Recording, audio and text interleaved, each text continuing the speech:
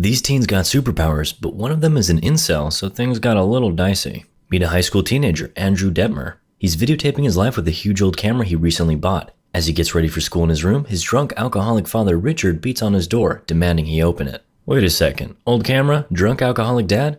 It's like the first years of a YouTube career. Andrew refuses to open it because dad is drunk as a skunk and promises he will record him and post it on his channel with 3 subscribers. Works like a charm and the dad disappears. My style. I used to ask my dad for pocket money and he used to say I should pay him for putting up with me. He was a classy guy. Then Andrew films his mom, who slowly dies from cancer. Wholesome. Dang, those massive old cameras sure were dangerous. Wait a minute, alcoholic dad and a dying mother? That's the ideal upbringing to become a rapper. Andrew's cousin Matt drives him to school, which is pretty impressive since Andrew has neither a license nor a car or even money for a bus. Self-dignity. I mean, you get the picture. But hopefully not with one of those killer cameras. Matt questions Andrew's filming but awkwardly accepts it when Andrew claims it's just something he does now. At least he doesn't take weapons to school. Well, not intentionally. While writing, Matt shares his superb singing skills and German philosopher quotes. Oh wait, who's insane here again? Matt indulges in some oregano before going to class. Oh, now I'm cool. They say no one was hurt under the influence of oregano before. Although Matt is the closest thing Andrew has to a friend, he still avoids him at school. Wonder why.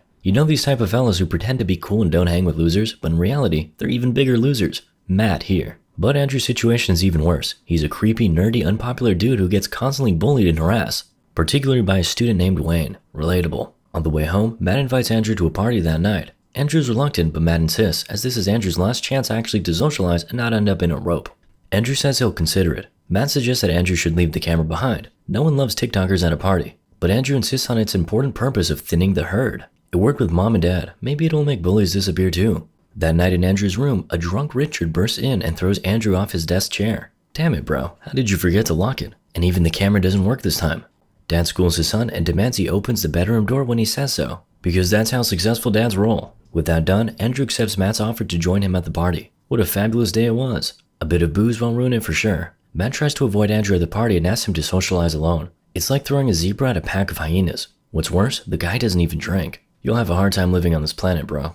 Actually, no one seems to care about Andrew and his filming. No one except Casey, another wannabe blogger nerd. Casey tries to have small talk with Andrew when suddenly Matt shows up. He reveals his cringe crush on Casey as he attempts to make a move on her and fail miserably, trying to quote yet another virgin philosopher. The party goes on. Andrew's filming gets the negative attention of a drunken, stylish wannabe Peaky Blinder. Tom Shelby here thinks Andrew filmed his girlfriend. Well, I thought that was a sussy dancer. Andrew thought the same and immediately regretted bringing a camera. Matt tried to warn you. Andrew leaves the party in tears of humiliation.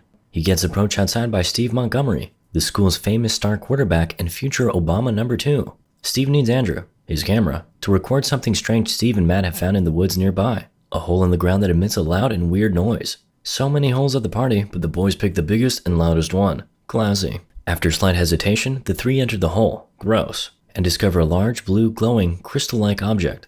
As Andrew films and Steve approaches the creepy crystal, the thing turns red, and the group is suddenly hit with nosebleeds and a bunch of pain. The camera cuts out. It was a great movie. Don't forget to like, subscribe. Oh wait, it's still going. Weeks later, Andrew records himself with a brand new camera. Matt and Steve display their unique abilities, telekinesis. Somehow, they can move objects with their minds but suffer nosebleeds when they overexert themselves. Stranger Things moment. They show off their telekinesis by throwing a baseball at each other. Andrew can also stop them, so I guess he's the catcher? Seems like Andrew's better than the rest with these superpowers. He's at least got some achievement in life. The trio returns to the hole but finds that it has collapsed and that the sheriff's department is sealing off the area for safety. Was it indeed radiation? Maybe it is something that makes you crazy and you start believing you have superpowers. Too good to be true.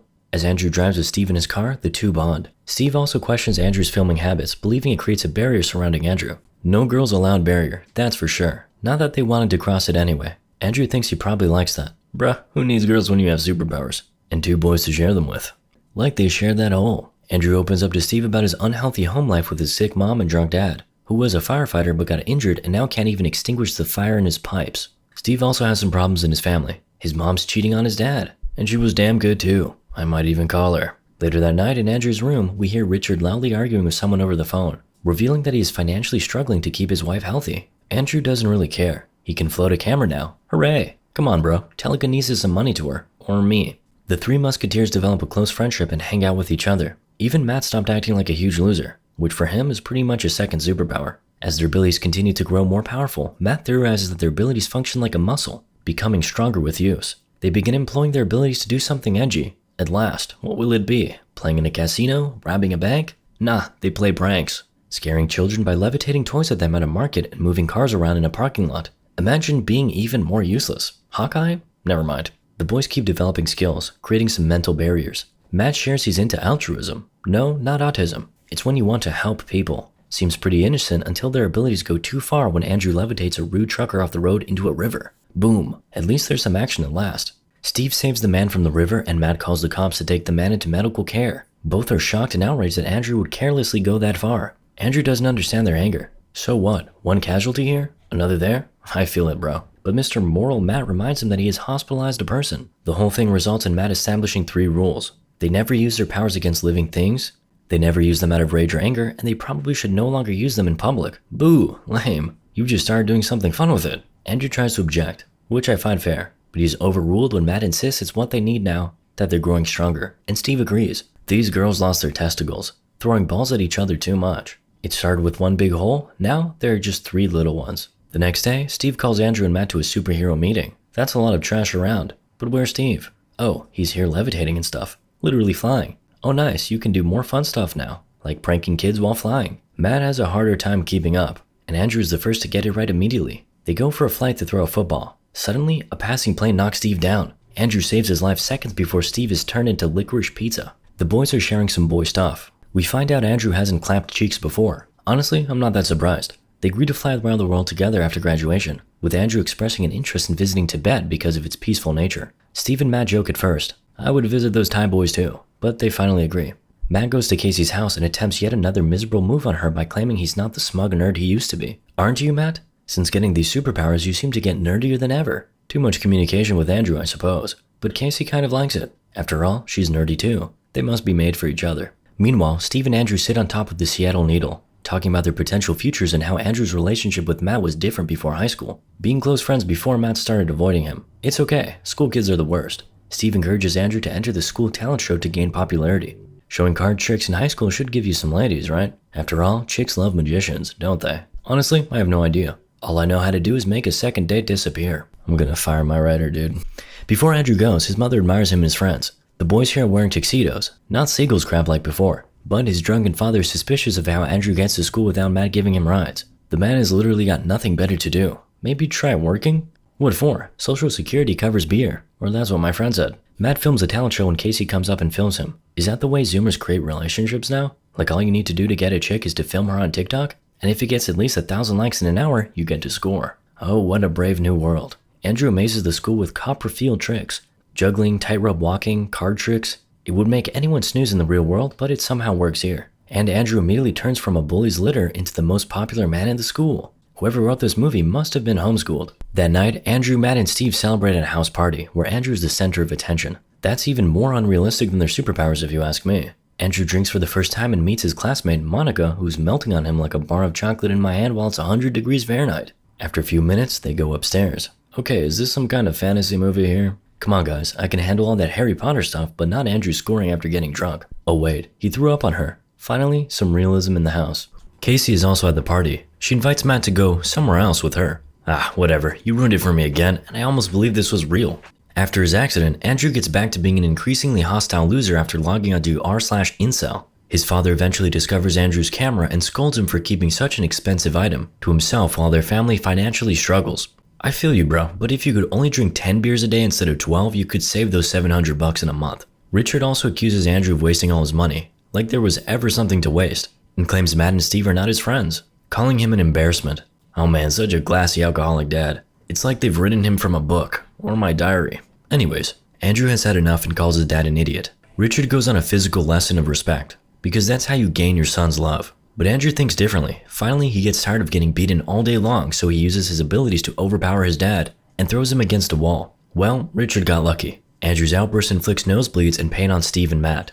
Matt ignores the nosebleed because there's Casey in the room. Understandable. But Steve is drawn to Andrew, who's floating in the middle of a storm. He notices Andrew's black eye and realizes his father did it to him. An emotionally distressed Andrew tells Steve to stop pretending he cares about him. He goes forward by saying Steve never was his friend from the beginning. Ouch, that's not how musketeers roll. Steve reminds him that he's always been there with Matt, but Andrew grows increasingly frustrated until Steve is suddenly struck by lightning and killed. Rip in peace. They always kill the black guy first. And to be honest, I liked him more than the rest of the crew. Racism. At Steve's funeral, Matt confronts Andrew about the suspicious circumstances of Steve's death. Although Steve was killed by lightning, there were no lightning strikes reported on the news, and his body was found in a field, and there's no reason he would have been out there. Mr. Sherlock Holmes, nice to meet you. Andrew denies any responsibility, but Matt doesn't believe him. If I have to pick between Zeus and Andrew, I would also say it was the latter. Later, it is proven that Matt was right when Andrew privately begs forgiveness at Steve's grave, considering that his abilities are taking over him and he misses him. Maybe your abilities want you to do something worth living instead of pranking kids and killing friends.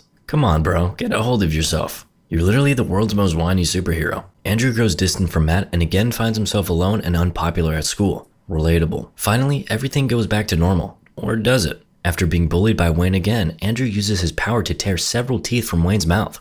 Alright, now we're talking. Andrew begins to identify himself as an apex predator rather than embracing his destiny in dentistry. He believes he should not feel guilt for using his power to hurt those weaker than himself. When his mother's condition deteriorates, Andrew goes to pick up his mother's medicine. Alright, now we're talking. Before he goes, Matt shows up in Andrew's room confronting him about the incident at school with Wayne.